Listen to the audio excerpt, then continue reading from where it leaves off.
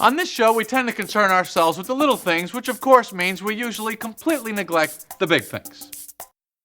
We should probably neglect the little things, too.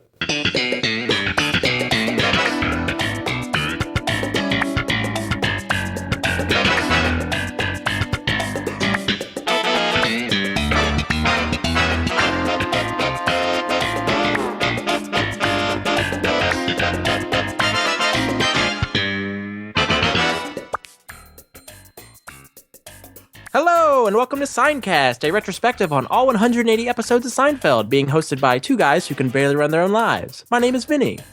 My name's Matt. I got nothing to say. All right, let's jump into some Seinfeld news. Hey, I got news for you. Great news. All right, I got news. You ready? You want to do it again? No, I'm good. Okay. How's everyone doing? How are you doing, Vinny? Life is good. Can't complain. Good. How about you? Good. Had a nice vacation. I'm back. That's right. Ready to talk about a lot of Seinfeld news here that we missed last week during the pledge drive. I knew this would happen. Yeah. Well, wanted to tell everyone real quick about some Seinfeld trivia dates. For anyone that's in the New York area, in the month of May, I'm hosting 5 trivia events, which should be a lot of fun. We've got trivia on Tuesday, May 3rd at Stone Creek, Monday, May 9th at Madison Square Tavern, Monday, May 16th at Maxwell's, that's in Hoboken, Monday, May 19th at Gotham Bistro, and Wednesday, May 25th at Abbey Tavern. You can check out our show notes. I'll include links for all of the events there. If you'd like to play some Seinfeld trivia, 5 pretty tough rounds, all about Seinfeld, hosted by yours truly. Come check it out. It should be a lot of fun. I want to make it out for one of those trivias. I keep missing them. I gotta take off a weekday and come out there. I miss them. Vinny, I would say every trivia night I do, or at least every other trivia event I do, someone asks, "Where's Vinny?" So you are missed for sure. She asked about me. What did she say? How's Vinny? Some other Seinfeld news that was announced last week that we haven't got a chance to talk about yet. Vinny, it was announced that Seinfeld Night 3 is going to be happening with the Brooklyn Cyclones, the minor league baseball team, on July 2nd, 2016. Ooh, I'm very excited. Me too. We went last year, right? We did. Yes, we did. We had a ball. Met, look at you. Met Kenny Banya, none other than Steve Heitner. He was a hell of a guy. This year, the distinguished guest is going to be John O'Hurley, none other than Jay Peterman. So there's going to be a lot of Jay Peterman-themed events and swag, i.e. a J. Peterman bobblehead this year. Yeah, so real quick, just in case any of our listeners aren't familiar with Seinfeld Night, for the past 2 years, the Brooklyn Cyclones have had a Seinfeld-themed baseball night, and the first year was in 2014 to commemorate the 25th anniversary. Just so happened that's when we launched the podcast Seincast, and Larry Thomas was there, the Soup Nazi. They gave out the Keith Hernandez bobblehead then. They had some fun activities, like the Junior Mint Toss. Yep.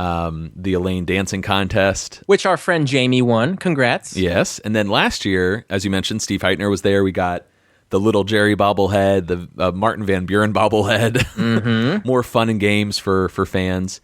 This year, you mentioned John O'Hurley, and there'll also be a Roger McDowell bobblehead. That's right. And I'm looking at the picture right now. It's this little version of Roger McDowell in that maroon shirt, kind of like, behind a bush, getting ready to through the spit. bushes. Yep. Yep. We after enough years of going to this thing, we'll be able to create a little Seinfeld diorama like George did with the yellow M&M.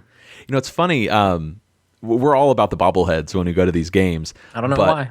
But what's great too, as Seinfeld fans, is you really get to connect with a lot of fellow fans.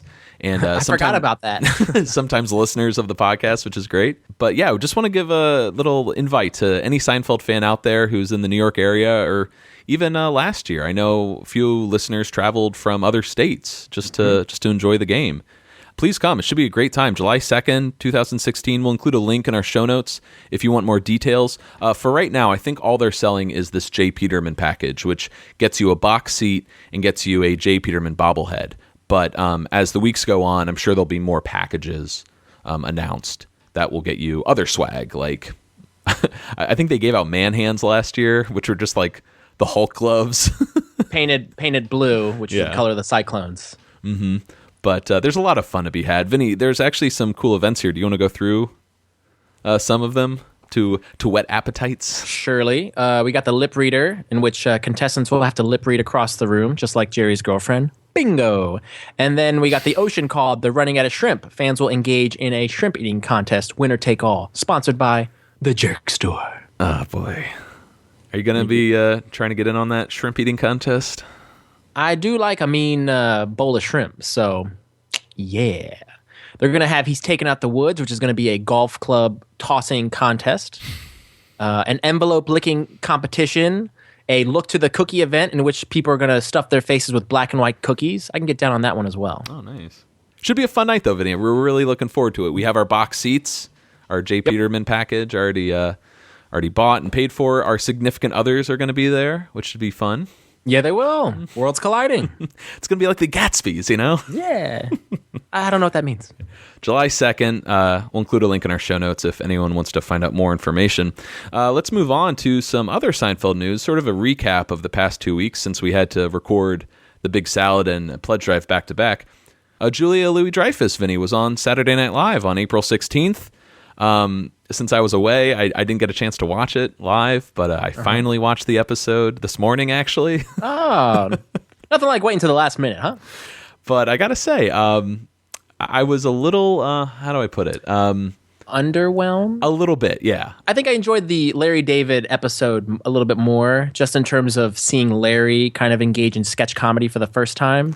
But, you know, we had JLD on SNL, and Larry David actually reprised his role as Bernie Sanders in the opening sketch. Which I think is the skit most people were talking about. Yeah. And I lied, that's actually the one skit I saw like right after it aired, but I didn't see the rest of the episode till this week.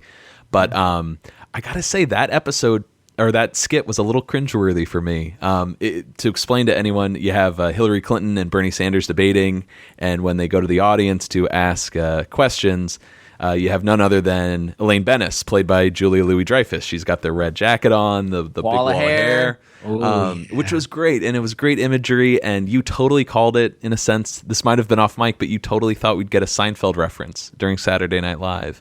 I speculated that I would like to see one, but I thought it'd be too obvious to do something like that, so they wouldn't do it. But they actually did, so I was really happy they did. They did, and I'm, again, very happy they did too. I love that it happened. You know, it's something that we can always return to if we want a little Seinfeld fix, but to me, the jokes landed really flat. It just seemed to be really kind of lame Seinfeld references. Yeah, they were cute, though. You know, we had a yada yada reference. Yeah, yelling at Bernie Sanders, "You're bald."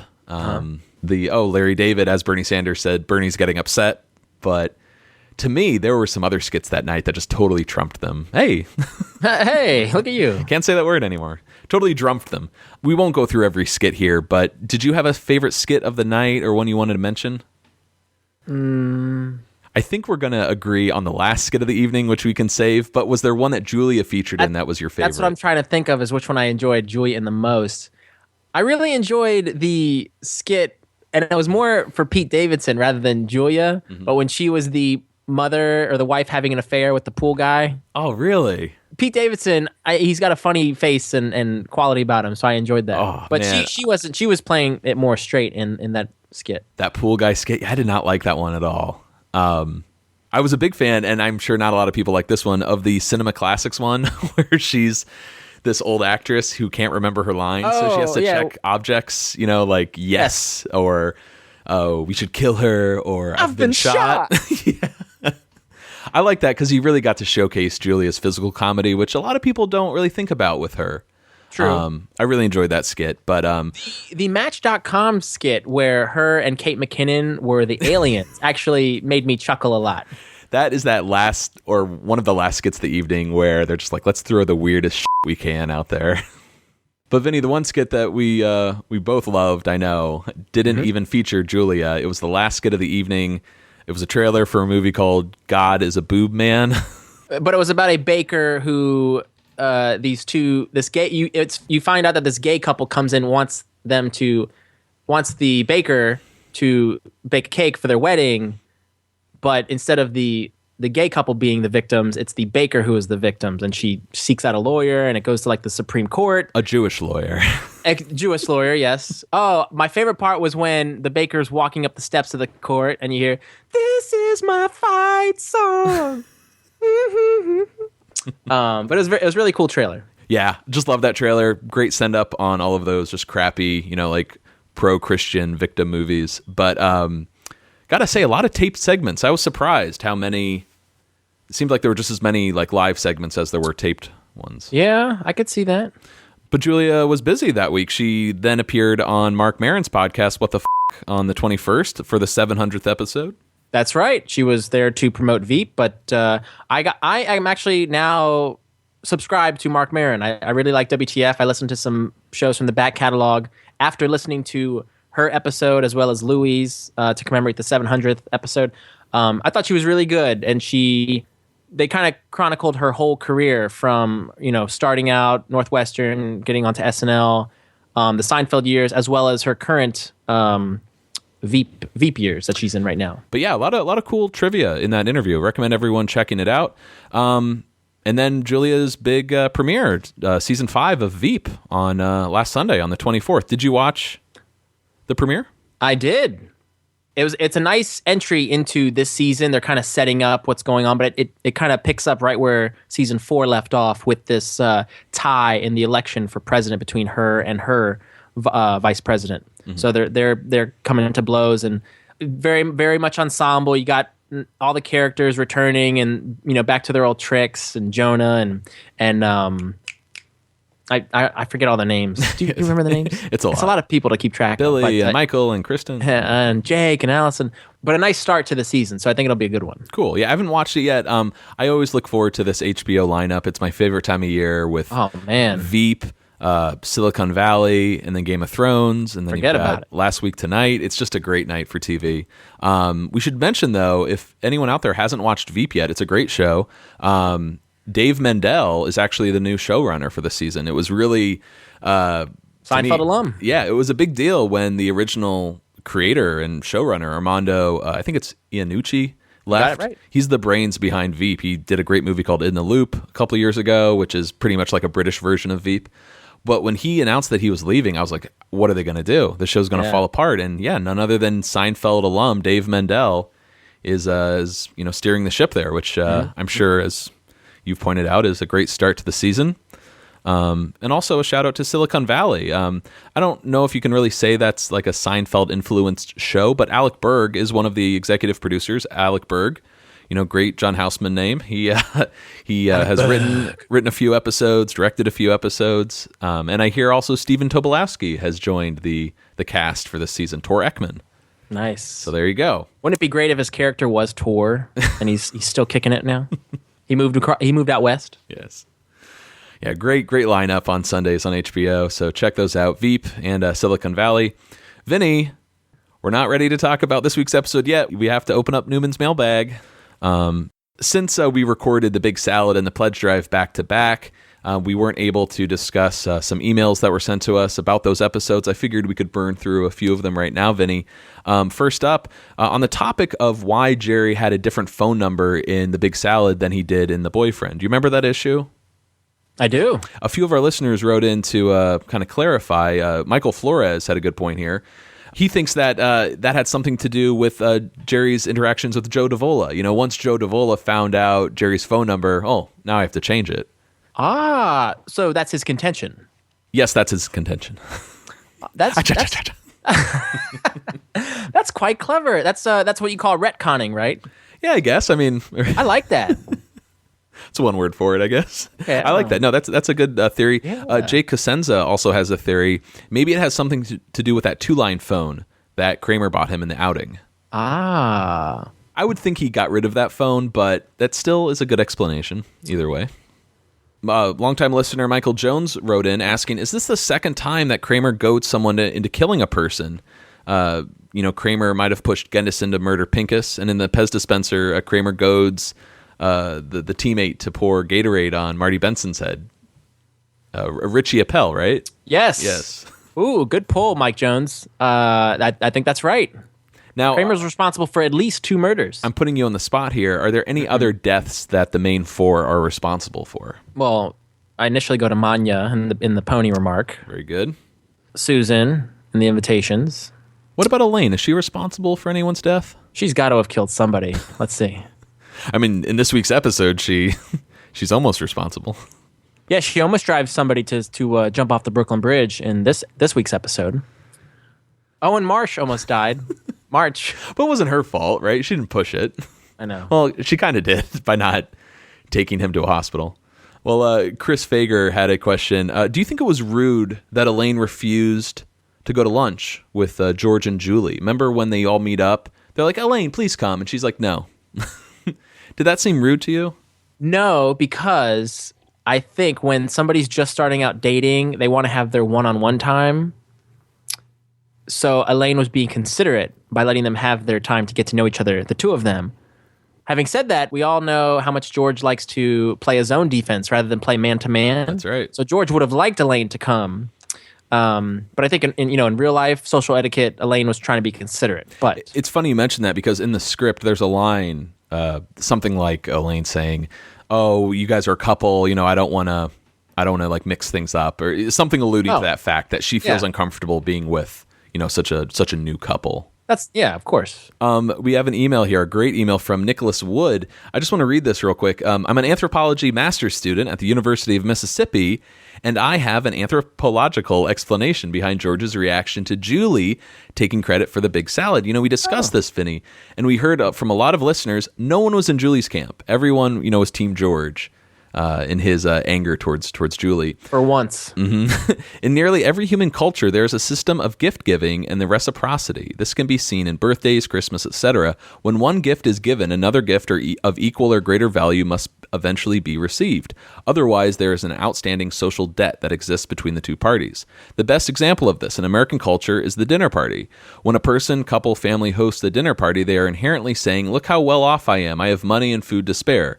This is why George wants to pay for the lunch with Julia and wants to buy Elaine's big salad. This shows, 1, Julia has social standing prestige, and 2, creates a social debt between George and Elaine that he's hoping will eventually pay off in his favor. When George buys the big salad, there is an inherent understanding that George's generosity will grant him social prestige within the group, and also his generosity will eventually be reciprocated with a gesture of equal or greater value, an investment, if you will. When Julia takes credit for the big salad, she's robbing George of the social prestige and the future reciprocal gifts that he's socially entitled to, as dictated by the gift-giving rules of our culture. So that might be our first scholarly email. Yeah, that was impressive. Yeah, I think Nicholas should probably be hosting this podcast. He might be enlightening our listeners a little bit. I think he's only getting dumber by listening to our show. Yeah, so Nicholas, thanks a lot for writing, and I think that's fascinating. I believe in Curb, there's another moment where Larry makes that comment about if somebody invites you to their house, then we have to invite them to our house for dinner, and it's just this never-ending cycle, which is why he squashes it right then and there. And I think he's something to the effect of, oh, that's it for that relationship, because we're going to turn them down, so it's going to. He's like, you can't have friends anymore. Well, I have this thing going on with you over the years where I get so stressed. If you ever treat me to something, I'm like, I got to treat you to the next thing. And we have to make sure all of like the dollars are lined up. Yeah. I get very uncomfortable if it's not balanced, but slowly, I'm letting it go. Good. Because do you remember that every time we'd get together? Always. Yeah. And then I'll if you treat me to something, I'll like give Liz a 20 because she'll take it. And then give it to you after I'm gone. There's nothing you can do about it. $50. I don't believe this. Well, let's move on to some emails about the pledge drive. Justin Meidenbauer writes, last week you said that you think Elaine was the first of the main 4 to sit at the counter at Monk's. Remember that with Noreen, Vinnie? We'll actually see that again this week. He corrects us and says, actually, George was the first one to sit at the counter with Cheryl in the Visa. El Clowno. Did George actually sit there, or did he just see Cheryl? Was Cheryl the only one sitting there? Was he physically sitting there too? He was physically sitting there. This is sort of a technicality because I think we were talking more about that shot behind the counter of 2 characters sitting there. She had man hands, or who's down there? Newman died? Yeah, that scene. So technically, I think Justin got us. George is the first one that we see sitting at the counter, but the traditional framing, of behind the counter, I think was Elaine and Noreen. Justin's right, though, so he wins. Yeah, okay. Well, we have another email here from a listener. He is known only as bacon. Delicious to meet you. I haven't read this email yet, so we're going to see what happens. I also used to think that the fight about keeping a greeting card in the pledge drive was weird until it actually happened to me in real life. I was dating this girl a couple of years ago, and she got me a card for my birthday. I kept it for a couple of days and then threw it away. That same day, she was over at my apartment and asked me what I did with it. Ooh. I told her that I really liked it, but because I live in a small one-bedroom apartment in Chicago, I don't really have a lot of space for keepsakes. She got really upset with me and said that I wasn't sentimental and I didn't care about these things enough. I do keep a small shoebox of very specific knickknacks in my apartment, and it does have a couple of cards in it from my grandma, but thanks to Jerry, I knew I couldn't say anything. During the whole fight, I couldn't help but think how funny it was, and that just made her more and more upset. Needless to say, we broke up a couple of months after this, and I could basically track the downfall of our relationship to that moment. I'm sorry, but I never understood the greeting card thing. I've never been excited to get a greeting card, ever. Even as a kid, when getting the smallest gift was amazing, I remember basically just opening the card to see if a check fell out. Oh, Bacon, you are a monster, sir. But he's speaking the truth. No, he's here. right. Although he says he lives in this small apartment in Chicago, he doesn't have a lot of space for keepsake. How thin is a card? It takes up a lot of space, though, when you're standing it upright. Oh, please. Oh, boy. Hey, I'm on a card kick now. My girlfriend. Oh. Hey. Ladies, Vinnie is off the market. Shut you. One of our things. And guys. We're developing. We do exchange cards from time to time. Just, little pleasants like, hey, I'm really happy with the way things are going. Not just birthdays and how's your father, things like that. So I'm on board with this card thing.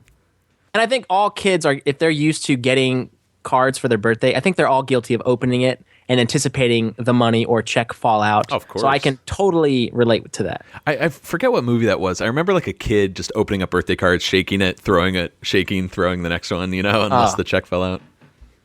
But Vinnie, I think we've spent enough time talking about news and emails. We've got one last segment here, and that's a Plugola of the Week. Wanted to mention the group About Nothing. This is a new Facebook group started by listener Jeffrey Fishback. He just started the group. It's in its infancy, but he wanted to let us know that this is a group that Seinfeld fans on Facebook can join and post pictures, videos, whatever they want. Just a way to create yet another Seinfeld community out there. I know a lot of our listeners like seeing that in their Facebook feed. So check out the group About Nothing on Facebook. We'll include a link in our show notes for you to like it. What's your group about? Nothing. Vinnie, if listeners want to send us their thoughts on this week's episode, have a Seinfeld page, website they want plugged, or just want to say hello, how can they do it? Hello. Write us at Seincast@gmail.com. We have a Twitter, Instagram, Facebook, and Tumblr page. Reach out. Vinnie, what episode do we have this week?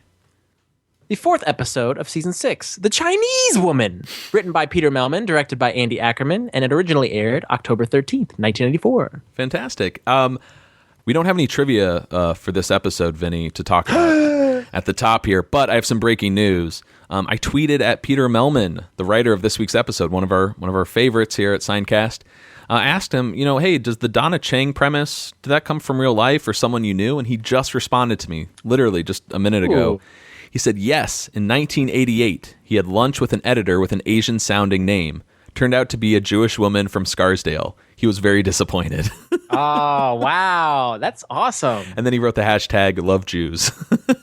That's like a Seincast breaking news first, right? Yes, I love this. From the mouth of the writer himself. Yeah, listen, we always talk about Peter Melman. We've interviewed him twice. He is maybe the most generous, kindest person affiliated with Seinfeld out there. Like, he's just incredible, and everyone should follow him on Twitter. I think he also has a Facebook page. That's pretty much it for trivia this week, Vinny. Should we get started? Thank you, Peter. Yes, we should. I think the thing I admire most about the Chinese is that they're hanging in there with the chopsticks. Because if you think about it, they've seen the fork by now. I'm sure they've seen the spoon. They're going, yeah, they're okay. We're going to stay with the sticks. I don't know how they missed it. Thousands of years ago, a Chinese farmer gets up, has his breakfast with the chopstick, goes out and works all day in the field with a shovel. Hello? Shovel? I'd going out there plowing 40 acres with a couple of pool cues. The chopsticks, one of Jerry's most classic bits from, I'm telling you for the last time, his famous comedy special. And we've mentioned, shut up. We've mentioned this before, but for me, this is another one of those timeless bits. Yeah. It's still applicable to today. People still use the chopsticks. Am I right? You are right. Yeah, this is a very memorable piece of stand-up. I always struggled using the chopsticks growing up. I always wanted to learn how to do it. I could never get it right. And then just one day in college, I just went for it and I got it down. You got it? Oh, man. I'm 32 years old. I still cannot get it. I do this weird way where I hold the bottom portion between my pinky and ring finger. What? And then I can't do it right. And it hurts my hand. I'm getting like carpal tunnel just trying to do it. But some people make it look so effortless. So props to you people. Yeah, I think if we, you people, I think if we grew up with the chopsticks, it would be easier. But yeah, it's actually really simple. And there's something about Chinese food, or at least Americanized Chinese food, where I can't eat it with a fork. It just doesn't feel right. Well, the rice doesn't. It's not like sticky rice that sticks together. Yeah, when you got sticky rice, you can chop it up. Mm-hmm. Hey, I also recall Elaine being bad at using chopsticks as well. She needs a lesson in the beard episode, which we will see later this season. Oh, please remind me. I don't remember. Remember in the beard, they're eating Chinese food, and Jerry's looking at her. He's like, "You're terrible." He's like, "Why don't you use a fork?" And she's like, "Yeah, I need a lesson." And then Kramer comes in. He wants the Chinese food to put in a Tupperware and give to a homeless guy. Oh, nice. Fantastic. Yeah, on the subject of Chinese food here, we'll get into it later. Are there any other China or Chinese references on the show that you can think of? You're going all the way back to the Chinese restaurant. You've got, a China Panda with the flounder that Elaine wants so badly. What number? 47. You've also got Hop Sings when Ned gets blacklisted. You never try to trick Hop Sings. Well, we got the rickshaw. Yeah, good point. From what episode was it? Little Kicks? Something in season 9, I think. Yeah. Oh, you've also got the bald cream that George orders from China. Mm-hmm. Make you look like Stalin. He's a great man, Zhang Zhao.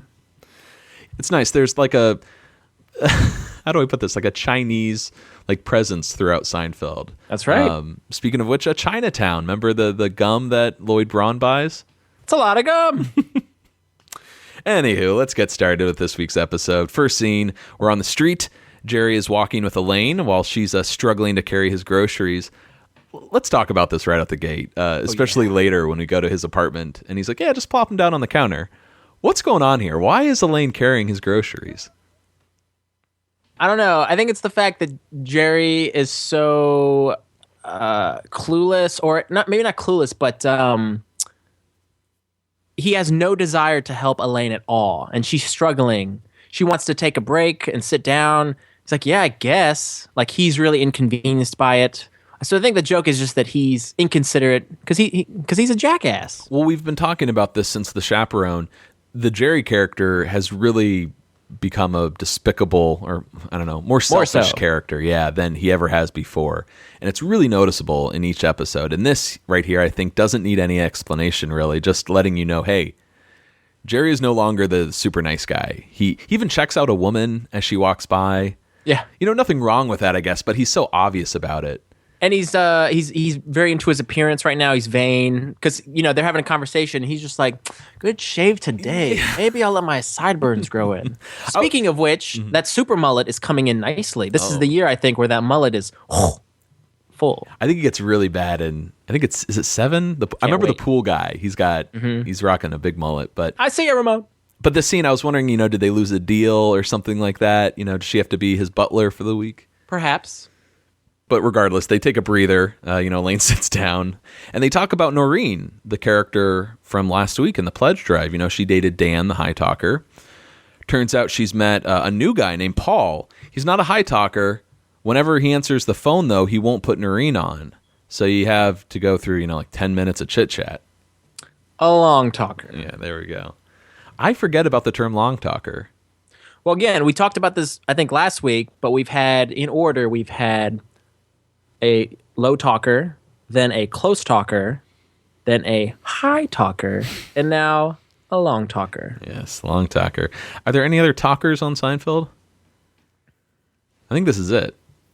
Jerry goes over it in his stand-up about the types of talkers, but I don't think we've encountered another character who's a type of talker. It just always reminds me of that stand-up, where he's like the handshake, too far away, too close. There's so many different ways of talking to someone. Mm-hmm. And as they head out, they notice Frank Costanza down the sidewalk. And it's a really cool shot because I don't think Andy Ackerman uses this much in the later seasons, but I think he's using one of those long lenses that he mentioned in an interview. It has this really nice long look about it. It's got scope to it. Yeah, it's to make the street appear like a New York street, a very long New York street. Mm-hmm. Definitely. But you got Frank Costanza there, and all of a sudden, you find out that he's talking to a man. But that man, is he wearing a cape? I believe he is wearing a cape. Why is Mr. Costanza with a man in a cape? Well, it is good cape weather. Cool, breezy. This is, I think, one of the best shots on Seinfeld, right? Like, love it. This scene in particular makes me so happy to see a 90s Larry David in a cape. Mm-hmm. We didn't quite know who he was at the time or what influence he had on the show, but looking back, watching this as a uber Seinfeld fan and a Curb fan and just a Larry David, we adore him. To see him have that cape, and then with that quintessential Larry pose that we've heard through the stories over the year, where he puts up the one finger and goes, or, we get to see him do that in the show. It tickles me. Yeah, it's brilliant. You mentioned the finger, and I kind of screwed up earlier. Every week on Facebook and Twitter, I post a little image on Wednesday saying, hey, this is what we're talking about tomorrow. And I use the image, of Larry David as the lawyer in the cape talking to Frank, but he's got his hands on his side. And one of our listeners, Jim K., pointed out, I like the same shot, but with Larry holding one finger up. I wish I posted that photo instead, but Jim's all right. Yeah, Jim, you got me. I'm gonna go be that guy's friend. Okay. But you were mentioning how we had no idea who Larry David was the first time we saw this episode. This was the Larry David character, though, I remembered the most. We of course get his voice as George Steinbrenner, but he has other cameos. Remember Flaming Globes of Sigmund? Excuse me, Your Majesty, but we don't accept bills with lipstick on the president. Yes, exactly. So we've seen his face on Seinfeld before, but this was the role. 42nd Street. Yeah, we've heard his voice as well. I'm sorry, go on. Well, this was the role when I found out who Larry David was. I'm like, he's the guy in the cape? It's that guy. He's Frank Costanza's lawyer. And what's fantastic is the outfit he's wearing. It's quintessential Larry David. Yeah, polo shirt, khakis, sneakers. Yes, and even that pose. We saw this in Fish in the Dark when he was on stage acting. He's kind of got a little, not slouch, but some give in his knees. They're bent a little bit. One is pointed, and he kind of arches his back. It's a very Larry David. Mm-hmm. It's like a C. Yes. Well, Jerry didn't want to talk to Frank because it's so out of context, seeing him in Manhattan, out of Queens, it's weird. But now with this strange cape man, they decide to cross to the other side of the street. Cover me. And then we cut over to Jerry's apartment. Jerry and Elaine arrive, and there's that great moment, hey, just throw him on the counter there. Remember last week, Vinnie, you said how much you love that Nana scene at the bank. It burned. It's gone. Yeah. This moment here is like my Nana bank burning moment when Jerry checks his answering machine. And what does George say? I got nothing to say. Yes. I love that. Yes, I agree. I remember when we first got the DVDs and I went back and watched this episode and George said, hey, it's me. I got nothing to say. I lost it and was in tears. I had to go back and rewind and watch that several times, and I was just in this laughing, crying fit. Because it was just so funny. And again, it's like the show not taking itself seriously, really having a sense of the characters, and just kind of turning it on its head. Rather than George say something, oh, this is what happened this time. Let's do the opposite of that. And it works perfectly. And I think I've called you quite a few times leaving this kind of message. Oh, yeah. Yes. It's good stuff. Mm-hmm. Well, Jerry calls George back, but he gets this woman instead, Donna Chang. And I think we can only refer to her as Donna Chang throughout the episode. Got to. Yeah. So he gets this woman, Donna Chang, and Jerry thinks he dialed the wrong number, and he hangs up. Donna Chang? I should have talked to her. I love Chinese women. Isn't that a little racist? If I like their race, how can that be racist? He has a point.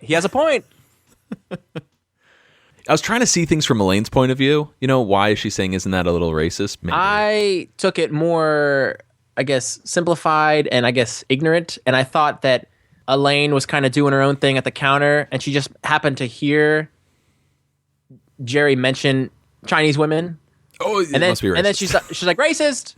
And when Jerry says, if I like the race, how can that be racist? It kind of tickles, like it throws Elaine off guard, and she laughs at it. I guess she's like, oh, yeah.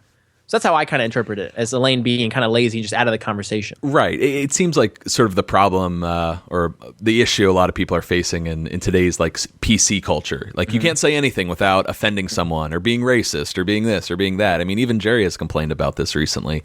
I think the only argument she could make, it's not being racist. It's maybe that Jerry is fetishizing Asian people by making that comment, but I don't really care. Like... No, he likes the race. He wants to date the race. And you're attracted to who you're attracted to. Yeah, but I love that little moment there because the confidence in Jerry as he's like, how can that be racist? He's got an ironclad argument. Well, Jerry calls the same number and gets Donna Chang again. Turns out the lines are crossed, and she's getting George's calls. So what do you know? Jerry takes advantage of this opportunity and continues the conversation in the bedroom. And this is when Kramer enters. Two things here. Turns out he digs Asian women too. Oh, so he's racist as well. Which seems very sleazy the way he puts it. Like, I dig Asian women. Yeah. But this water bottle gag, he's like drinking out of a water bottle and he's saying, what is he saying? I'm going through this stuff like water. Reminded me so much of the sauna line. Do you remember? Oh, it's like a sauna in here. Yes, just overstating the obvious. Pretty much. And it made me wonder if Michael came up with that water bottle gag. Because he didn't have anything to do, really. Yeah, it seems like it, huh? Mm-hmm. Like he needed a funny line to get in on. It worked. Yeah. I would buy that. Mm-hmm. But the main issue here is pretty visual. Kramer starts readjusting his pants, and You got a comfort problem there? No, I think these jockeys shrunk. I thought you wore silk underwear. No. Well, I wore them for about a month, but I couldn't stick with it. Now, I need the secure packaging of jockeys. My boys need a house.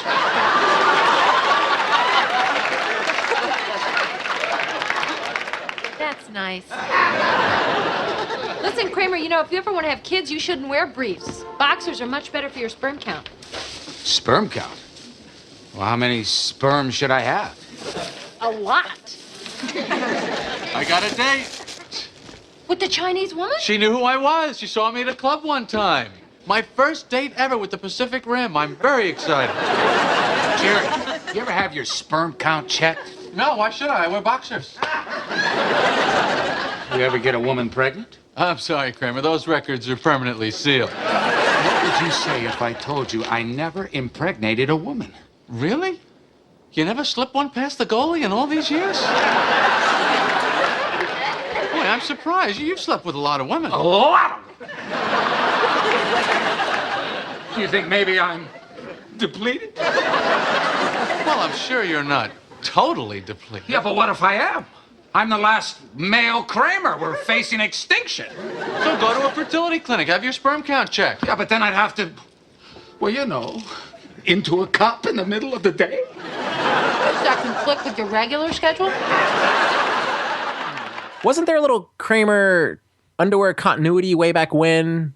I remember Kramer wore jockeys during the Calvin Klein photo shoot. Mm-hmm. Then in the Hamptons, he suggested to Jerry to wear silk underwear. I'm so glad you brought that up, Vinny, because I was struggling when I was taking notes last night when she says, I thought you wore silk underwear. And I'm like, I feel like that... When did that get established? And it's in one of my favorite episodes, The Hamptons. That's the opening line. And he says I only wore them for about a month. I feel like maybe there is no underwear continuity problem. No, not at all. It tracks perfectly. Huh. And in fact, Peter Melman was the one who wrote the Hamptons episode with Carol Leifer. So he's keeping his continuity alive, which is great. Oh, we need a sign that says "Keep continuity alive." I love that. Way to go, Peter Melman. So he went from the white jockeys and the Calvin Klein, the what was that, the pick, and also where he gets burned in the tanning booth. Ah, yes. He also has the whitey tighties. Remember we had that obsession with Kramer underwear for a while? Like, when have we seen Kramer only in his underwear? Yeah. but he gave the silk underwear a chance for a while, gave up on it, and now he's back to jockeys. Okay. Well, I might as well just ask you right now, what do you wear? Are you a jockey man? Are you a boxers guy? Are you a silk underwear? I did boxer briefs for the longest time, and I've recently converted to trunks. What are those? It's not quite jockeys, but it's not quite boxer briefs. They kind of go straight across the thigh. That's nice though. It's a little bit more like compact, right? You don't have anything bunching up on the leg. Right. So when you wear like the more tapered pants, can't see the line, can you? Mm-hmm. But nothing bunches up, which I like. So I would have recommended them to Kramer had we known him back then. Nice. What do you wear, Matt? Thong up my ass. Like Richard Simmons? What? Did you ever see him do that shit? Oh, I hope some of you guys got that reference. I doubt it, but you never know. Somebody got it. Now, Vinny, we might be running a little bit long this week. Apologies to our listeners, but there are a lot of deleted scenes. Yeah, they probably could have had a two-parter or an hour-long episode, but they cut it down here. Now, we don't have audio to play of these clips, but we can at least talk about some dialogue. And this first one here is huge. I can't believe that this one was actually written, and I'm really bummed that it never made it, actually. But it's very telling and very like of the writers to come up with this, but there's no way this makes it to a national broadcast version. Yeah. You want to run through it? Surely. So, as we heard in the Climp? Wow. What is wrong with me? Climpies, plater platter. As we heard in the clip, Kramer says to Jerry, "Did you ever have your sperm count checked? Why should I?" Kramer says, "Did you ever get a woman pregnant?" And Jerry says, "I'm sorry, Kramer, those records are permanently sealed." Right. At one point in the scene, Kramer was supposed to ask Elaine if Jerry ever impregnated her. Her reply, "Not me, baby. Birth control is my religion." And then Jerry says, "That's for sure. She's in the bathroom 2 hours before game time." And Elaine follows up with, "I'm a spermicidal maniac." This episode, man, is full of, I think, some very, I don't want to say adult themes, but very mature themes. Even earlier, Kramer says, "My boys need a house." And he, like, imitates it with his hand, like a package. Balls.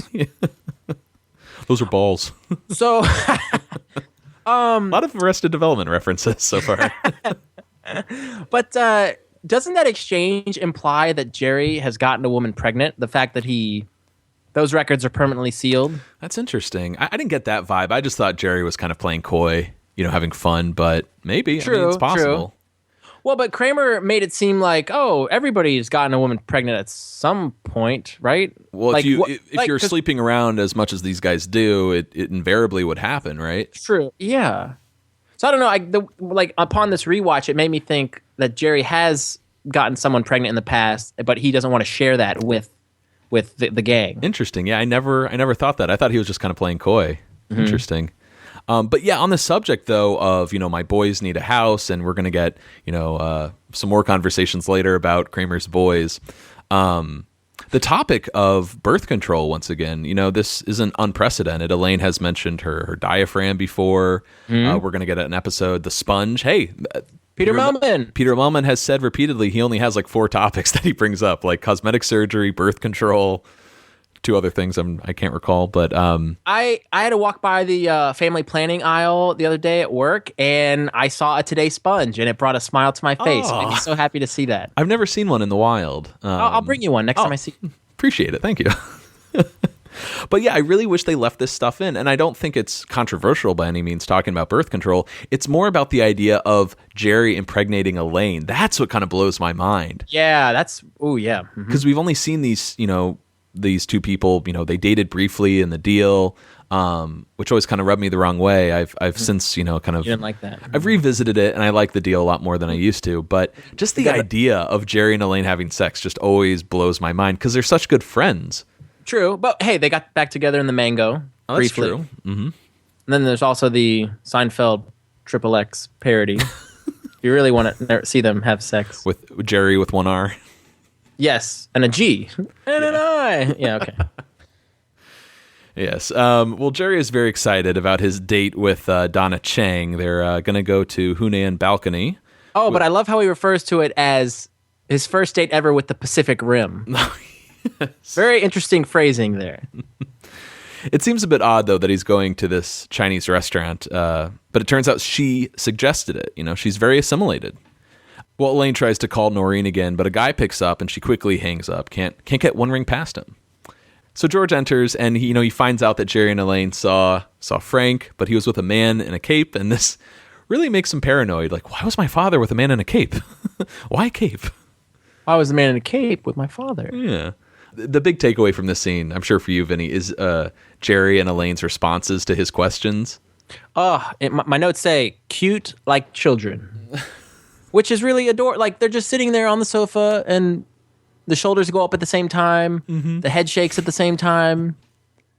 It's pleasant. Yeah, they're like little kids. Yeah, totally.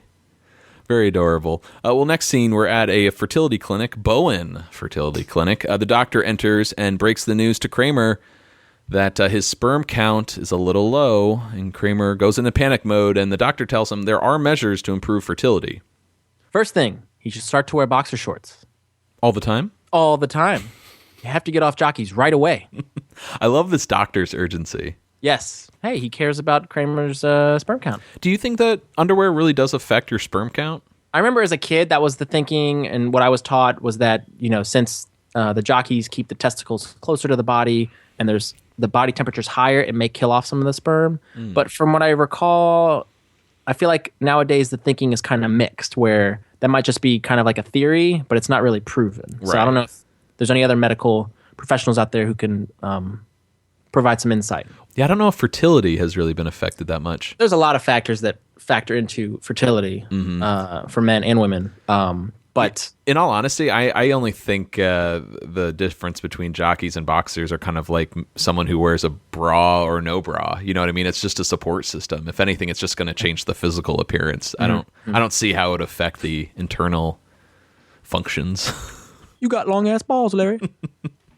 That's what I was looking for. Thank you. William Ute plays the doctor. 572 episodes of Days of Our Lives. He's a cast regular. He was also in Species, Dark Blue, Ali, and I remember him most from Night Court. I think he played like a homeless guy. Oh, interesting. Okay. But very memorable face and delivery, this guy. Very cool. Well, let's move over to Elaine's apartment. Her new apartment, actually. Remember, in the opposite, she got kicked out. She let the Jehovah's Witnesses in. Then they couldn't get them out the building. Yeah, this is her brand new apartment, which we're going to see for the rest of the series, rather. It's kind of a minimal set, though, at this time. We don't get that full apartment.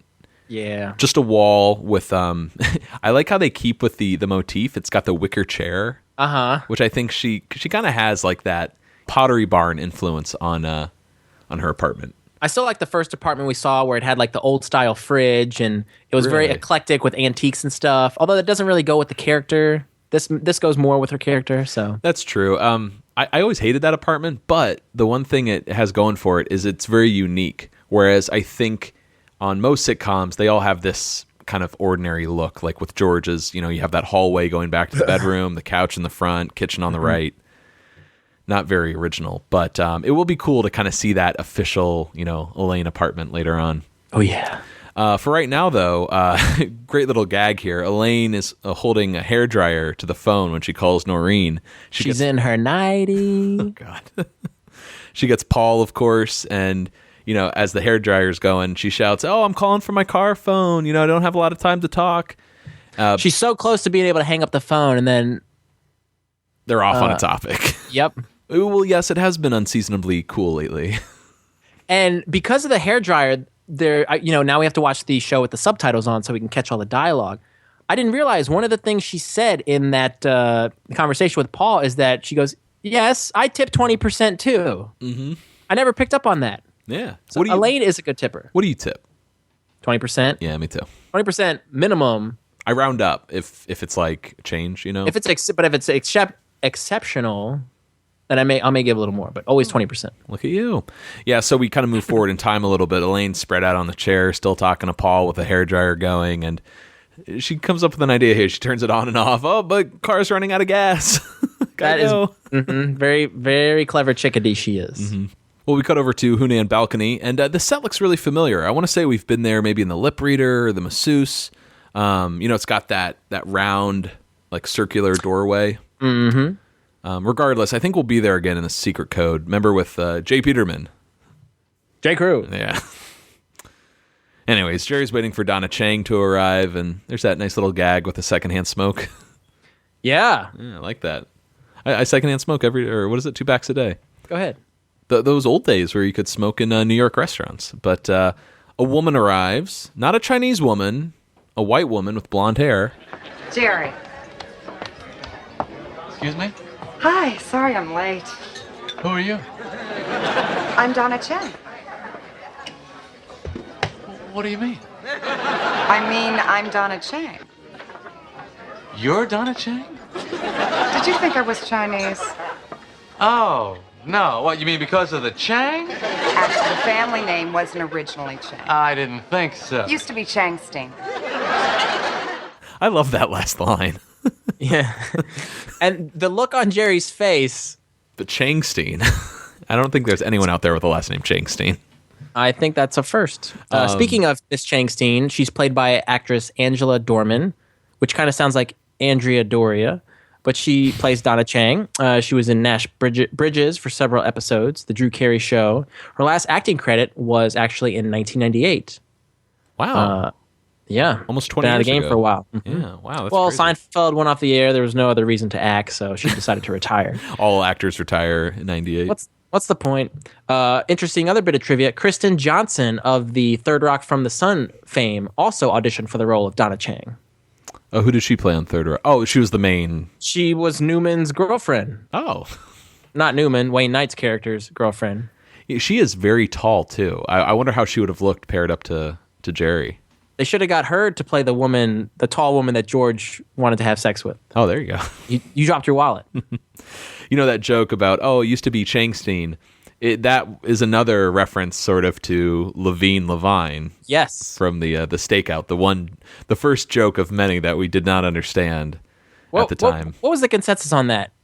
Well, I think we talked about it recently too, but his name is Levine, and he changes it to Levine because he wants his last name to sound less Jewish. Okay, less Jewish. Very So this similar to Donna Changstein. cutting off the Steen. I got you. Changstein, maybe? I don't know. Anyhow, we're back. That's in my cousin Vinnie as well. Oh, really? When they call him Stanley Rothenstein, and he's like, Steen, it's Stein. There's also the joke in Young Frankenstein where he's like, it's Frankenstein. Anyways, we're back at Jerry's apartment, and Jerry seems pretty upset that Donna Chang wasn't Chinese, wasn't even Asian. In fact, she's like Elaine. Oh, how disappointed he must have been. I like that. Jerry thinks Donna Chang likes people thinking she's Chinese.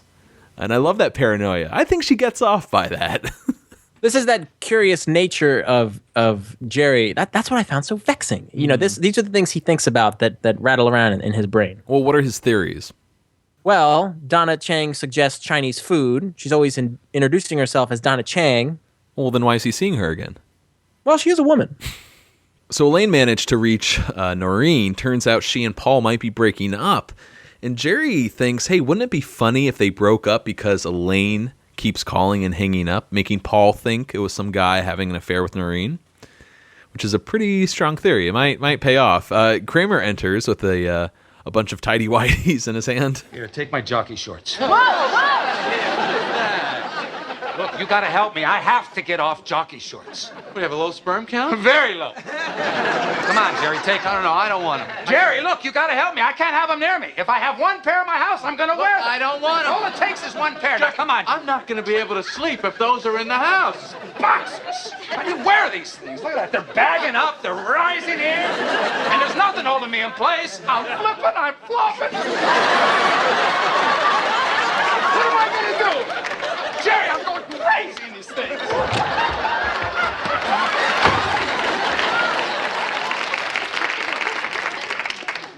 Well, I'm going to have to move now. I can relate to Kramer here. I feel like a flipper and a flopper when I wear boxers. Hence why I don't wear them anymore. But I think every man can relate to Kramer's current predicament that he's in. Oh, yeah, absolutely. Michael's delivery here reminds me so much of The Conversion, like, this power, Yeah. like jockeys, how do you wear them? That's very true, yeah. I just don't, more than the feel, I don't understand the look of jockeys, especially white ones. It's just so gross. Yeah, and anything that goes on down there, your jockeys are going to tell a story of what happened. Yes. So dark is the way to go. Oh, absolutely. And there's something too. Maybe it's just the size, but the butt, especially on Michael, just looks so big. You know so what I mean? round. Oh, he's an ass man. Oh, there you go. Let's get over to Monk's. Hey, another first for this episode. First time we see Frank at Monk's. We've only seen him, I think, in the house in Queens. Queens. Yeah. He's in rare form, as we're about to see. Yeah, well, unfortunately, I don't have a clip for this scene. He's in his own world thinking about, hey, there are no mosquitoes in Manhattan, but there's a ton in Queens. That's two, if I'm not mistaken. And he's just like staring off to the side. Like, I don't know what's going on, but... I think the writers wanted to kind of imply that Frank's a little bit off kilter here. Yeah, and you can kind of understand why Frank and Estelle would get a divorce because he's obviously unstable. She's got some major anger issues, as we'll see later. But that's where all the humor comes from. Oh, of course, yeah. And Jerry Stiller just does a killer job. I mean, we've seen him for, the past 2 seasons now. He really, I think, fits into the role from season 6 onward. And I also think he has more and more trouble remembering his lines as the series moves on. We're going to see one in a moment here. Well, George tries to figure out, hey, Dad, why were you in the city yesterday, especially with a man in a cape? But all Frank can focus on is, how Jerry and Elaine didn't say hello.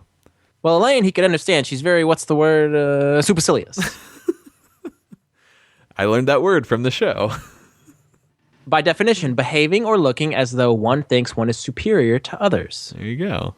So Frank sees Elaine as feeling superior to others. Do you believe that? Do you see Frank's argument? Not from the footage I've seen. There's something about Elaine and Frank's relationship that I never quite understood why he despises her so much or comes to resent her. Well, it tracks, my friend. What do you got? This is probably the origin of that hatred that Frank has for Elaine. Actually, no, wait. Well, let's go back even further. Cheryl Fong, the TV guide. Exactly. Cheryl Fong. Or no, not Winona. Back up. Well, I'm thinking more of the TV guide, right? That was the first interaction we know of between Elaine and Frank, right? Elaine soiled Frank's TV guide, one of his pride possessions, by eating a gyro over it. Okay. Ruined it. Was there another instance between that and this one? Not that I can think of. But as we're gonna see later, Jerry blames Elaine for why they didn't stop and say hello, and Frank yells out, "I knew it was Elaine." Right. It could just be the TV guide. You know what I mean? That really kind of festered and over the years. And then this is sort of that another push in that direction we'll see. And what does it eventually boil down to with the bootleg? Like, you want a piece of me? yeah. It's going to be Seinfeld, A Civil War. Yeah. When Bennis meets Costanza. Right. Well, let's cut over to Jerry's apartment. Donna Chang hangs up the phone, frustrated that the phone lines haven't been uncrossed. They can't find the problem. Yeah, it's really getting ridiculous. Did you say ridiculous? Ridiculous. I thought you said ridiculous. Oh, what are you doing here? Oh, I wanted to talk to you. I'm sorry. I didn't know you had company. Hi, I'm George. Oh, hi. I'm Donna Chang. I just spoke to your mother before. You spoke to my mother? She was trying to call you, but... The lines are crossed? Did you say the lines are crossed? Did I? George, she's so sweet. We talked for an hour. Yeah. Anyway, I'm really sorry. Sorry? Why sorry? What do you have to be sorry about? Well, she told me she and your father are getting divorced.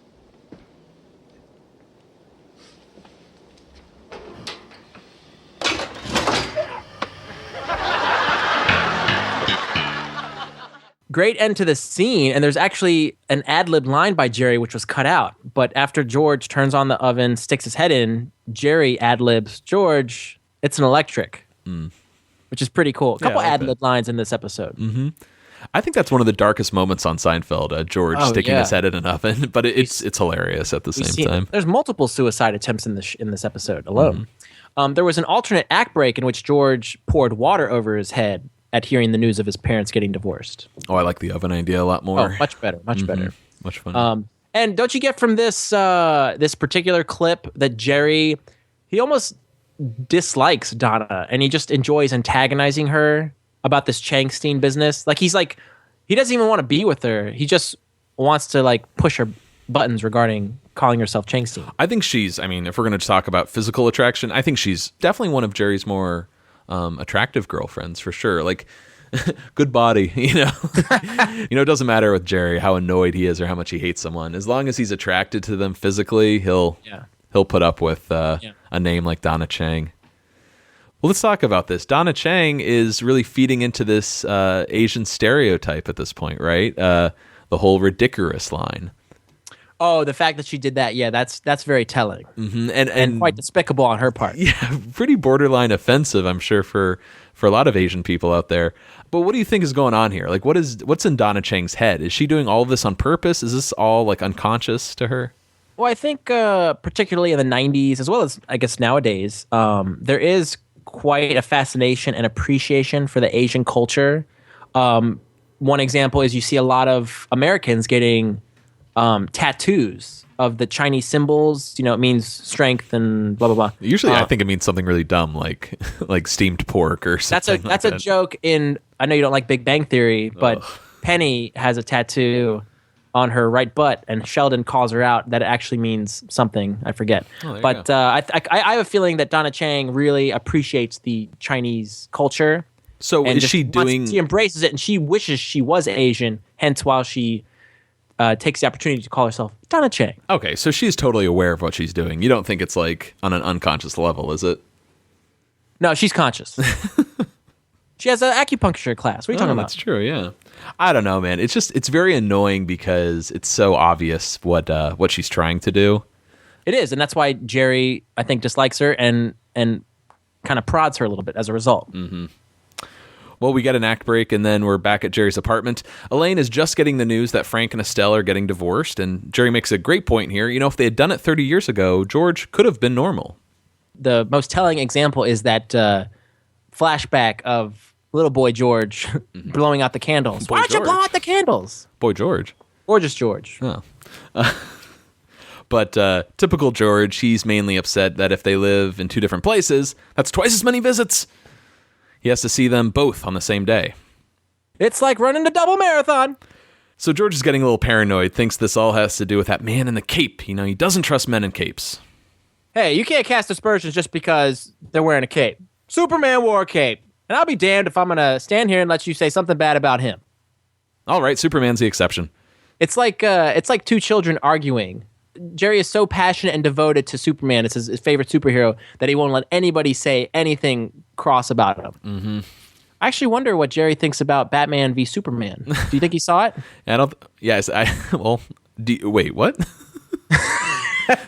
Did he see it? The movie. Oh, so like Jerry in 2016? That's what I meant. Okay. This is an aside. Yeah, I don't think Jerry liked it. I don't think Jerry likes a dark, moody Superman. He likes a bright blue and bushy-tailed Superman. Bushy-tailed? Bushy-caped. George had even more to argue as to why he doesn't trust men in capes. He said, they hide things, they've got agendas, they're sneaky and mysterious. That's true. I mean, I'm thinking of like, I don't know, like Dracula maybe. Who's another sneaky man with a cape? Doesn't Magneto have a cape? Yeah, he has a cape. Okay.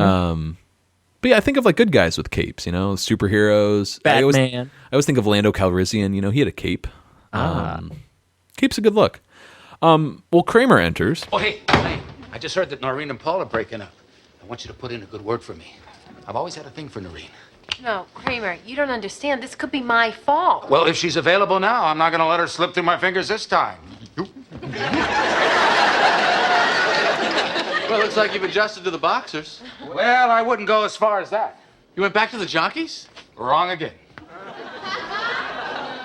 Oh, no. What? What? Can't you see what's going on here? No boxers, no jockeys. Oh. The only thing between him and us is a thin layer of gabardine. Kramer, say it isn't so. Oh, it'd be so. I'm out there, Jerry, and I'm loving every minute of it.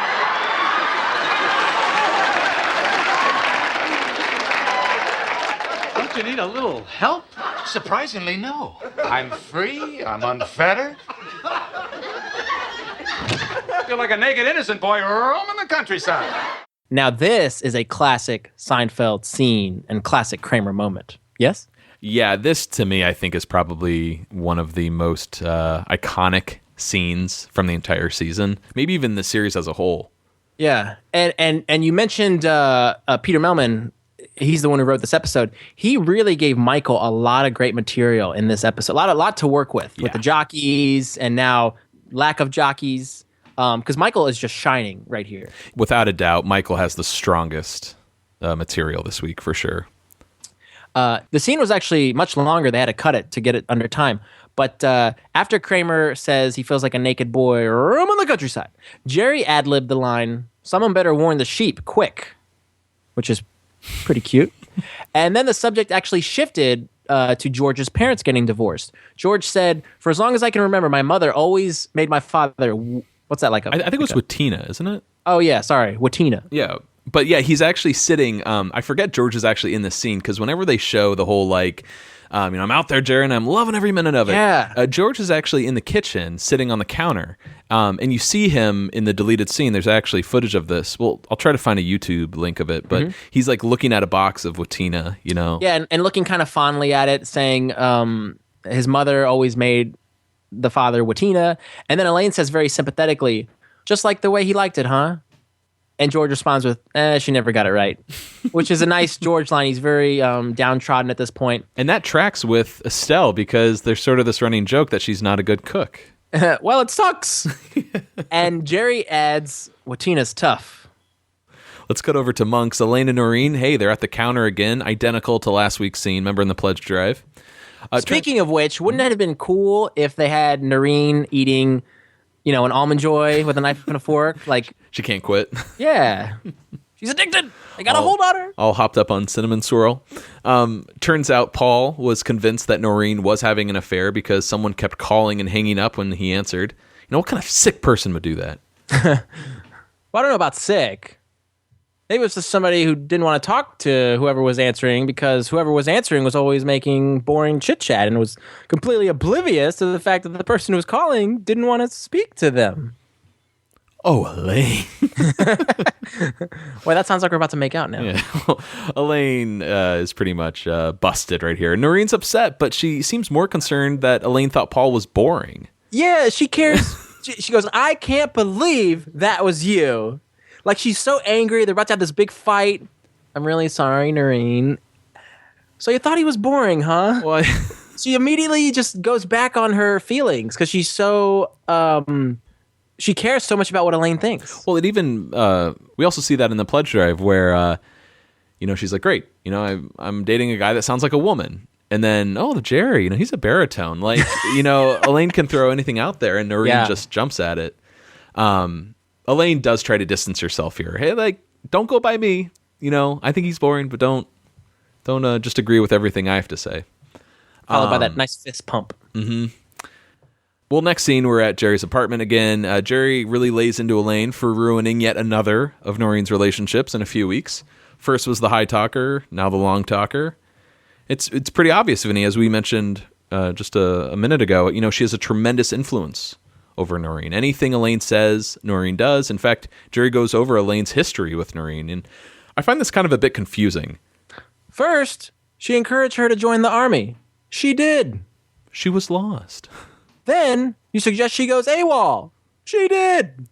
And I like this a lot. I like what they're talking about. But I feel like there's a butt coming. It sounds hilarious, and I wish we knew about this before. Like, I wish we knew about the history of Elaine and Noreen, either back in the pledge drive or earlier in the series.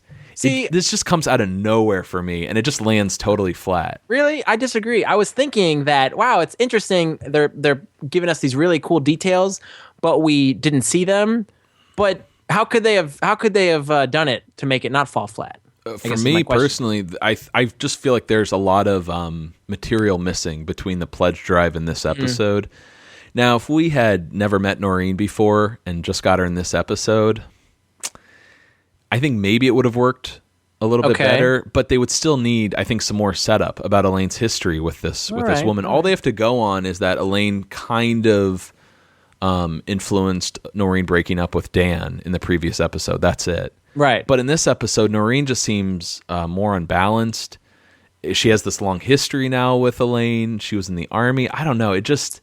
All right. To me, I feel like we're getting we had part 1.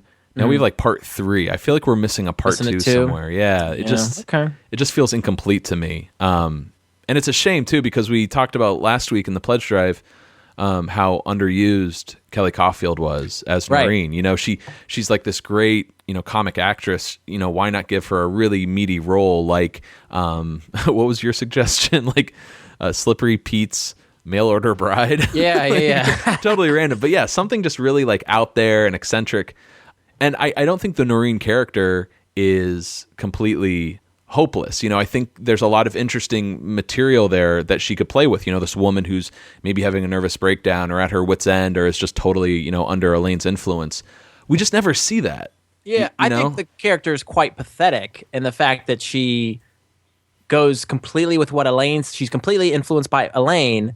Then on the drop of a dime, now she's under Kramer's tutelage and will, as we're going to learn later, follows his advice to go back into the Army. Oh man. You know what I mean? So like it's really one of the most pathetic characters we see in the series. Yeah, I don't know why. I know it's a 22-minute sitcom, but I just have a lot of trouble tracking the character of Noreen. Like, I don't understand where she's been and where she's going.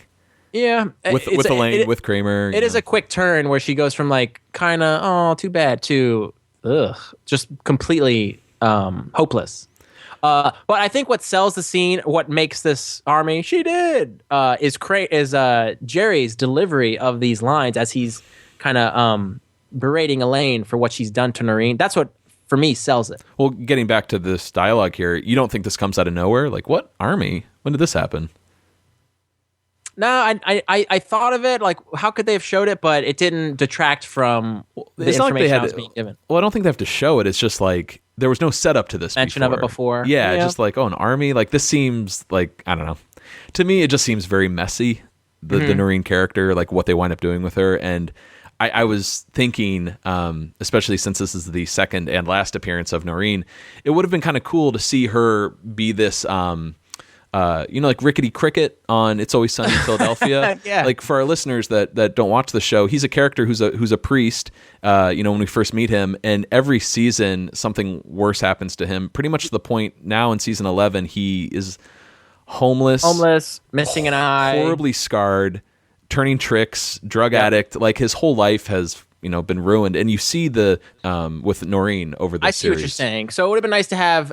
We've only had 4 episodes now in season 6, but early on in season 6, we have the high talker and the breakup. Then in maybe a middle episode of season 6, we see Elaine convincing her to join the Army. Well, so I think you could get away with what they're doing here, as confusing as it is, because you see Noreen on this downward spiral. Yeah, this is enough. Then check in season 7. I don't know. Maybe she's joined like some cult or something like that. And then season 8, she's... the sunshine carpet cleaner. Yeah, I don't know. Just checking in with her once every season is enough, I think. Okay, let's bring her back. Maybe we'll have you back. Jerry jokes, though, hey, Elaine, don't tell her to jump off the Brooklyn Bridge. Maybe a little foreshadowing there. And Miss Changstein arrives. She has good news. Apparently Estelle was trying to call George, and she got Donna Chang instead. They spoke for an hour, and now she's changed her mind about getting divorced. And now Estelle wants to meet Donna Chang and invited her and Jerry over for dinner. But first, what does she have to do? I got to cancel my acupuncture class. Good. Ooh, and the look that Jerry and Elaine share. What's funny, though? That's kind of a stereotype. I went to an acupuncture clinic recently, actually, and everyone working there was white. So there you go. Bunch of Changsteins. This is what I love about Seinfeld. Even though these main characters are trying to establish meaningful relationships with other people, the Fab Four are really like a family where they can be brutally honest with each other about what they think of these outsiders, right? Mm-hmm. Here we see Jerry and Elaine exchange this judgmental look. They know what each other's thinking when it comes to Donna Chang saying she has to cancel her acupuncture class, Mm-hmm. So you're more honest with your friend than you are with the person you're trying to develop a significant relationship with. Oh, absolutely. That's like very Seinfeldian. Oh, yeah, absolutely. Like, I'm much more comfortable criticizing people behind their backs. Yeah, can you believe this girl? Well, in fact, I want to mix up the scenes here a little bit. Let's jump ahead to the drive over to the Costanzas. This is when Donna is in the passenger seat, Jerry's driving, and she explains to Jerry that, all she did to change Estelle's mind was mention a few bits of wisdom from Confucius. Confucius, huh? You're not Chinese. Love that moment. Last straw on Jerry. I wonder how the conversation continued from there. Like, was Donna like offended? Was she like, I know I'm not, but I like as you brought up earlier, I like the culture, or... I think she almost like seems oblivious to it. Because when Jerry's like, the lines are crossed, she's like, she's kind of just confused that he would say that. She doesn't. Lines are crossed? Did I? Yeah, we didn't talk about that. I love Jerry just being totally, huh? Did I? Yeah. He is so coy. Well, let's go over to Elaine's and Noreen's. Instead of going to the Costanzas, we'll save that for the end. Elaine calls Noreen, and a guy picks up. Not Paul, but Kramer? Yeah!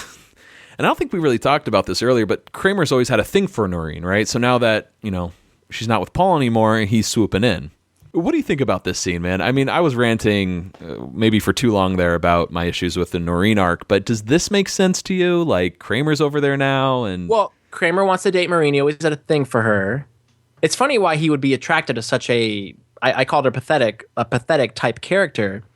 But what I have is, man, what is with Noreen? First she had Elaine, calling the shots. Mm-hmm. And now Kramer is this puppet master who's convincing her to rejoin the army. Mm-hmm. And when he tells Elaine that, you see the trepidation on Noreen's face. Like, she does not want to go back into the army.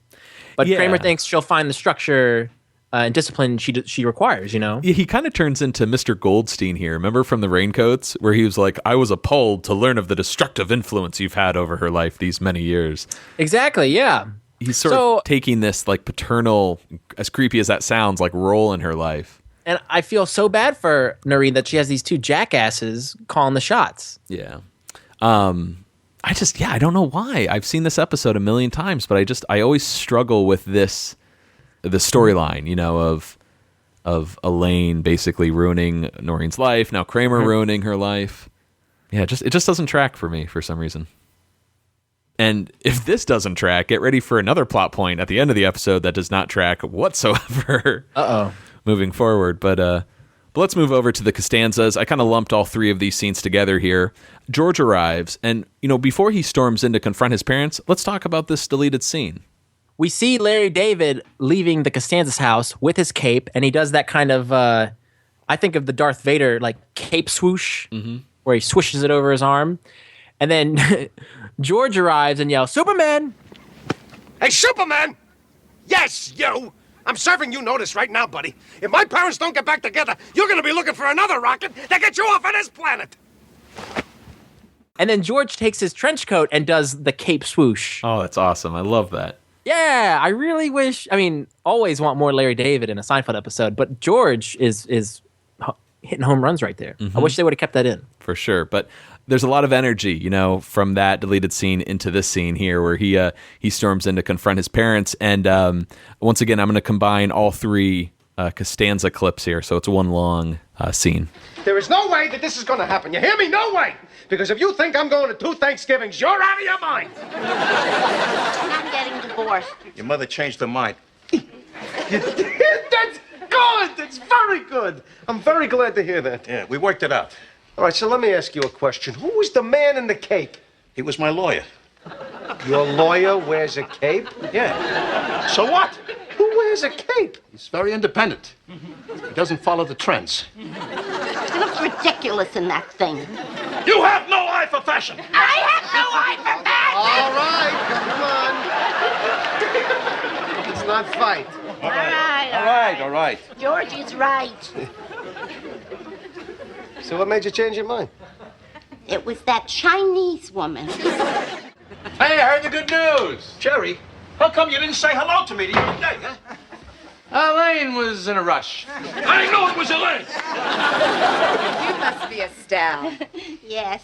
Who are you? I'm Donna Chang You're not Chinese. I thought you were Chinese.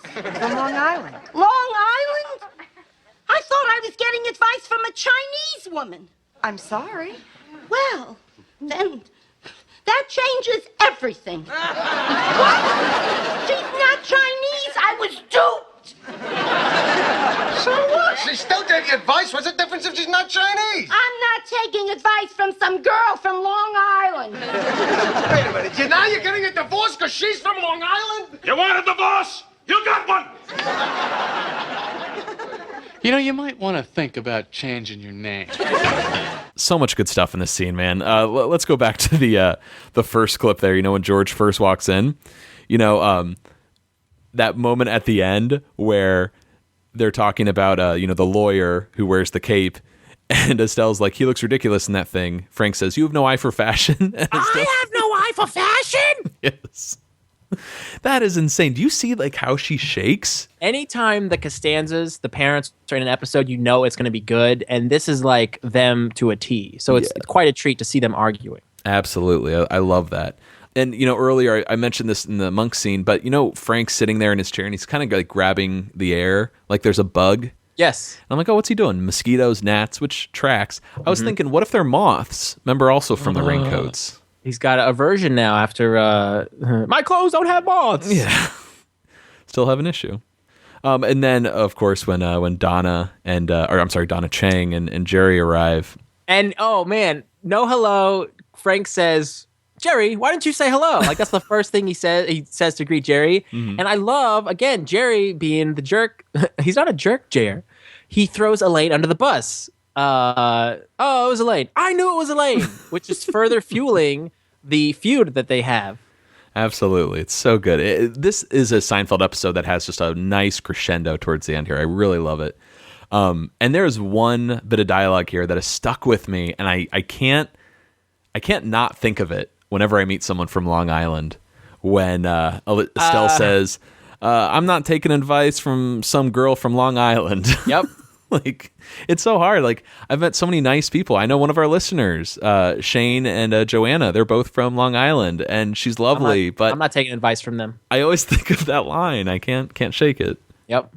I love that about Seinfeld too. Is you hear a word, a phrase, a line, and then when you encounter it in the wild, like you said, you cannot help but think of it. Mm-hmm. It's really cool. Yeah, I feel like it's so typical New York, right? To judge people from Long Island and New Jersey, you know, to the east and the west. I don't trust them. I only trust people right in the middle.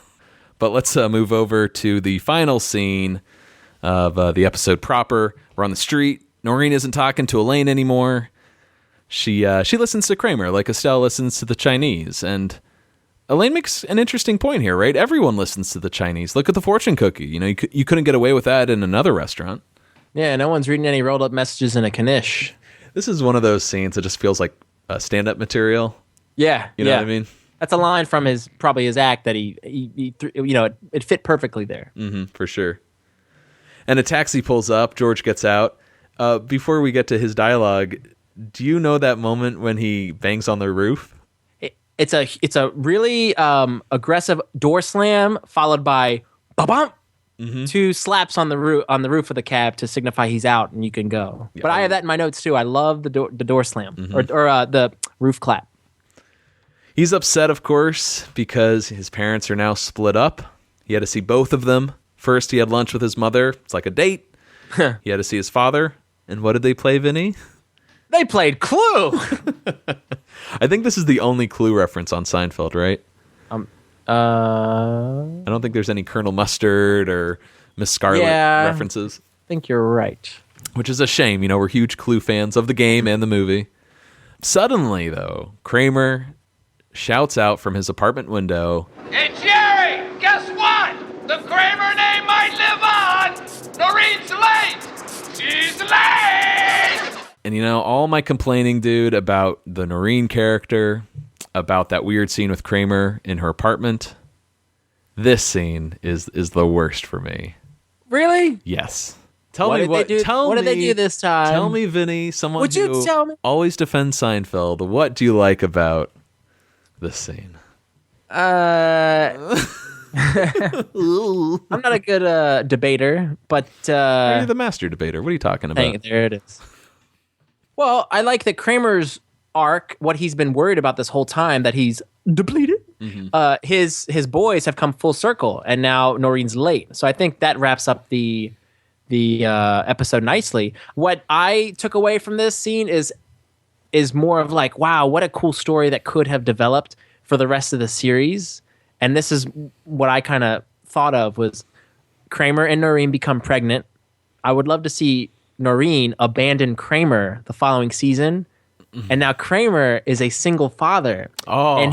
And he uses his cute baby, little Cosmo Kramer, to pick up women for the rest of the series. I like that. That's really, really clever. I don't know if you could manage to have a baby for the rest of the show, but I like the idea of Kramer being a single dad. Kramer's got a baby Bjorn on his designer, clothes.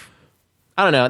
I saw that and it got me thinking of like Kramer as a dad. That'd be kind of cool. Yeah, that's something to talk about, potential storylines. But I mean, before we even get into that realm, I just find it so disappointing. Really? And again, I'm not judging this episode fairly on its own. It's more about what happens next episode. But we never hear about this ever again. And just for a show that prides itself so much in continuity, or not leaving any threads dangling like this episode does. I mean, this to me is like the biggest defense to any Seinfeld ending, where you're setting something up and then you never mention it ever again.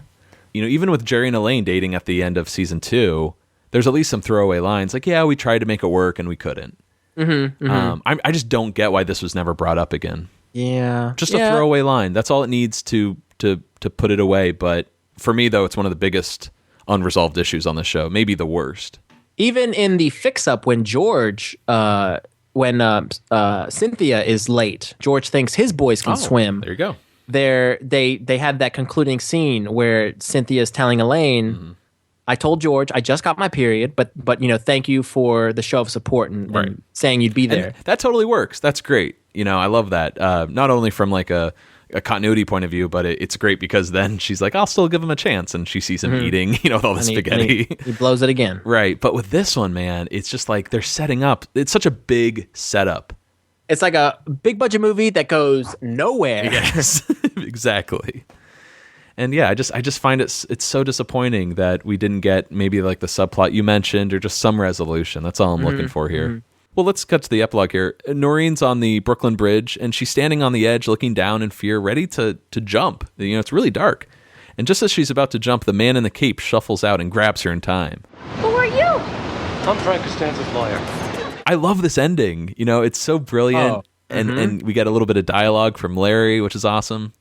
So I feel like a moron right now, but is that the joke that like Larry David or the lawyer is a superhero? He saves the day, hence why he wears the cape? Well, there's no explanation why he wears a cape, so why not just make him a superhero? There's no other reason to wear a cape if you're not saving lives. Yeah, how would he know that Noreen is on the bridge? They've never met each other. Well, he's the hero the city deserves, Vinny. He's always watching and protecting the innocent. Okay. But the scene as a whole, though, it is really dark, isn't it? Like, George sticking his head in the oven. Here you have a pregnant woman about to kill herself. So what do you think happens to Noreen, Vinny? Does she have the kid? Does she not have the kid? Does she hook up with the lawyer in the cape? Yeah, I'm going to go with that. I think it's a happy ending. I think Larry David, as Frank Costanza's lawyer, saves Noreen's life, and then she decides she wants to live, and she wants to keep the baby. Noreen had the baby!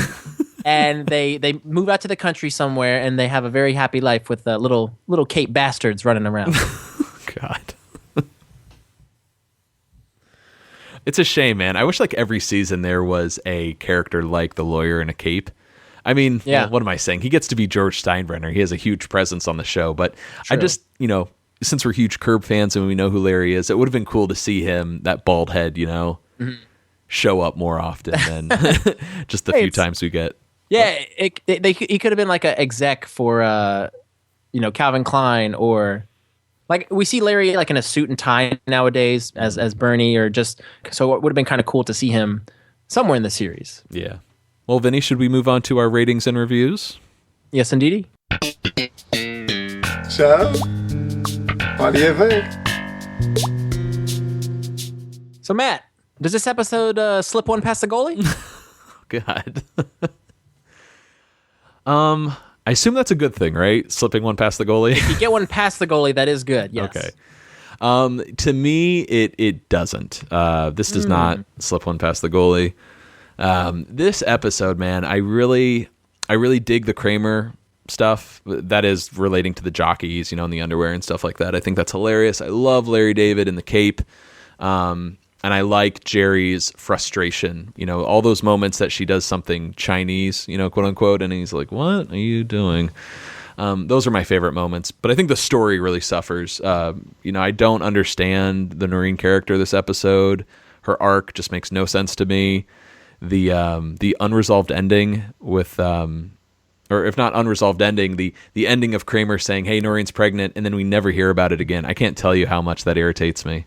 See, now that you're saying that, and I'm thinking, wow, that is like that's what you would expect every other sitcom to do, but not Seinfeld. You would expect them to tie up that loose end, either in the credits or in the beginning of next week's show. But the fact that they don't do that, now I see what you're saying. Yeah, just that really, it's frustrated me since the first time I've saw the episode, because I remember back when we used to watch these episodes out of order before the DVDs. And I hadn't seen all 180 episodes yet. I thought to myself, "Oh, I must be missing an episode here." I have the Chinese woman, and whatever the next week's episode is. There must be something in between the two that I'm not getting. But yeah, sure enough, Noreen's pregnant, and we never hear about her again. What about you, though? Are you? You don't have as many issues with this episode as I do, right? No, I usually don't, just because I'm more like, "Ooh, Seinfeld." But I was watching this episode with kind of blind ignorance. I actually didn't pick up on the gripes that you had with this episode. I tend to watch Seinfeld kind of bright-eyed and just bushy caped. Is that what you said? Bushy caped again, yeah. But I did not pick up on the problems that you found with it. Now that you mention it, I do kind of agree with you with the last bit of not resolving the Kramer storyline. I buy all of the Noreen stuff, Noreen's downfall, and going AWOL with the army. Like it never occurred to me until you had brought it up. So it doesn't ruin the episode for me. I think this episode slips one past the goalie. I think Michael shines in it. I think Peter Melman gives him the best material, and then combine that with Michael's physical prowess if he did do that water gag or whatever. But we forgot about the thin layer of Gabardine, going commando. Oh yeah, we never really talked about that. That's an awesome, like Kramer steals the show here in this particular episode. And I don't care for Donna Chang. I like Jerry's kind of annoyance with her. But she, as a girlfriend, I'm like, meh. But the Costanza's arguing the potential for them getting divorced, and then George himself contemplating suicide as a result. Yeah, that's two moment. Thanksgivings. It's like running a double marathon. All right, so it sounds like, Vinny, you like this episode more than me. I had more issues, I think, with like the overall like plot and the character arcs. But I think we both agree this episode has some great jokes in it. It's pure Peter Melman, which we always love talking about. But it sounds like we both love a lot of the jokes, and especially the Kramer storyline. Of course. Solid stuff. It's always amazing when an episode just doesn't do it for me, but there's so many little moments and scenes that we love, Mm-hmm. But this will not crack my top 20. What about you? Same. Does not crack. Does not crack, but it does slip by the goalie, though. Yeah. Again, my thermometer for a good episode is, would I skip this one if it's on in my DVD rotation, or would I change the channel if it's on syndication? No, I would not. I'm watching this one. I'm watching most of them, so.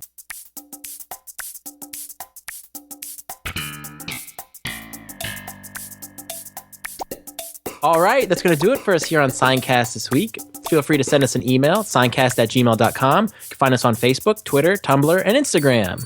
Vinny, what episode do we have next week? Next week, we're discussing the 5th episode of Season 6 of The Couch. Ooh, man, that's making me hungry for a cucumber pizza. That's my favorite. No, you can't put cucumbers on a pizza. Why not? I like cucumbers. That's not a pizza. It'll taste terrible. But that's the idea. I'm making my own pizza. Yes, but we cannot give people the right to choose any topping they want. What gives you the right to tell me how I would make my own pie? Because it's a pizza. It's not a pizza until it comes out of the oven. It's a pizza the moment you put your fist in the dough. No, it isn't. Yes, it is. Oh, whatever. Seincast is not endorsed by Castle Rock Entertainment, Sony Pictures, or NBC. It is intended for entertainment and information purposes only. Seinfeld, the Seinfeld logo, and all names, pictures, and audio of Seinfeld characters are registered trademarks and/or copyrights of their respective trademark and copyright holders.